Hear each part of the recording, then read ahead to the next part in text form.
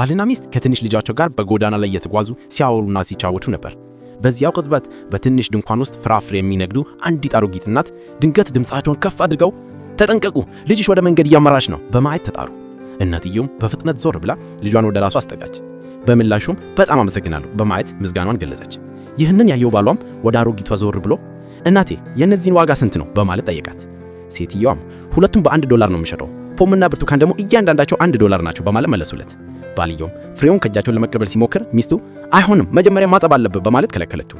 ሆኖም ግን እሱ ያለችውን ሳይሰማ እንዲሁ በመንከስ ቀመሰውና ወዲያውኑ በጣም ተገረመ። አሮጊቷን በኩራት እኔ ራሴ ነው ማበቅላቸው አሉት። ሰውየውን በመገረም ለምን በጣም በርካሽ ትሸጣላችሁ? ከዚህ ቀጥሎ ባለው የገበያ አዳራሽ ውስጥ እያንዳንዳቸው $5 ናቸው አለ። አሮጊቷን በትህትና ጌታዬ እኔ የተማርኩ አይደለሁም፣ ቤተሰቤን መመገብ ብቻ ነው የምፈልገው አሉ። ሰውየውም ይህንን ሰምቶ ኪሱ ውስጥ እጁን አስገብቶ $1000 አወጣ። ይህ ለሁሉም ነገር ይበቃል በማለት ጠየቃቸው። ሴትዮዋን በቢታ አይሆንም ልጄ ይህ በጣም ብዙ ነው አሉት። እርሱ ግን ዝም ብለው እያያዙት በኋላ እንመለሳለን አላቸው። ወዲያውኑም ባልና ሚስቱ ቦታው ለቀው ሲሄዱ ሚስትየዋ $1000 ሰጥታቸው እነዚያ ሁሉ ፍራፍሬዎች ለመውሰድ አስበሃል ብላ ጠየቀችው።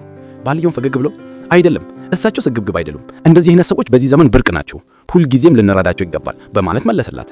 ከዚያም በዚያው ምሽት ሚስትየዋ ለባሏ በስልክ ደውላ ማር ቶሎና ያቺ አሮጊት ሴት አሁንም እዚህ እየጠበቀሽ ነው አለችው። ሰውየውም በፍጥነት ወደ ድንኳኑ ሲደርስ ሴትዮዋ በብርድ እየተቀነከቱ አገኛቸው። ሴትዮዋም እሱን ስታየው በደስታ ተሞሉና ጌታዬ በመጨረሻ መጥቶ እርሷን ስጠብቅ ነበር አሉት።